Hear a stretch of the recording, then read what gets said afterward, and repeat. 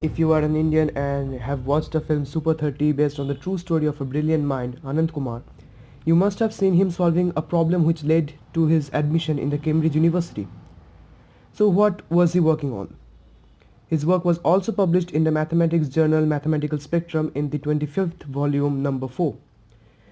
But actually it started a year before in the 24th volume number 3 of the same journal, which dealt with the concept of sad numbers. It basically refers to those numbers whose digits, if you add by squaring them and keep doing it, you never get to the number 1.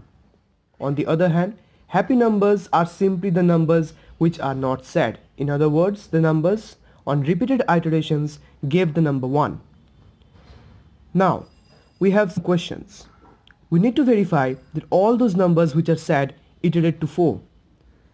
And what is the first happy number which contains the digit 5? The second question can be verified directly. Let's now only deal with the first one.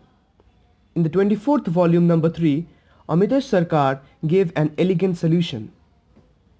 He first considered a positive integer and the goal was to prove that they could be iterated to number less than 131. He then framed a series as the following. Considering this, it can be said that there exists a positive integer r such that the number n lies between nr and nr-1 unless it is less than 10 digits.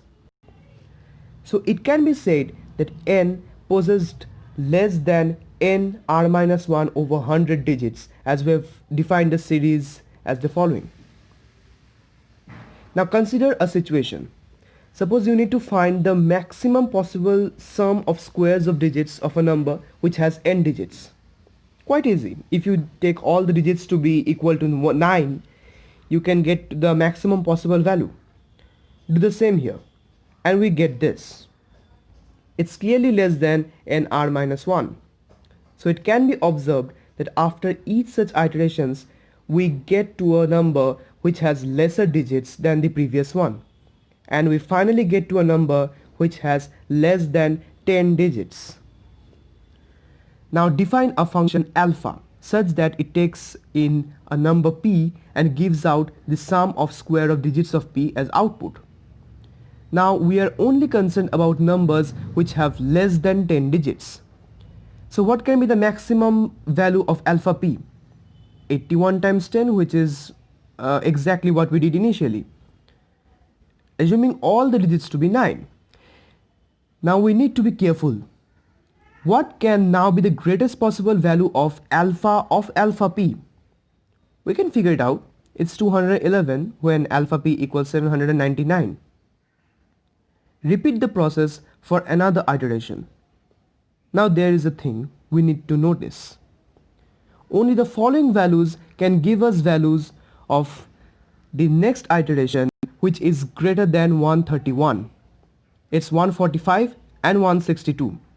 Considering these numbers, we get to 41 and 42 respectively, and there is no further chance to get a number which is larger than 131. Did you remember this was our goal? Because from now on, through direct verification, we will get to see that all numbers either iterate to 1 or 4 which are less than 131. Now comes the work of Anand Kumar. He stated that the solution provided by Amitesh Sarkar could be generalized for any base g. The only thing was to visualize that the sum of squares of digits of n satisfied the following inequality when n was greater than n in base g. But when n is less than n in base g, it is a complete different story. He further conjectured that for bases g equals 3, 5, 6, 7, 9 and 10, the numbers ending up in 1 are not divisible by g minus 1.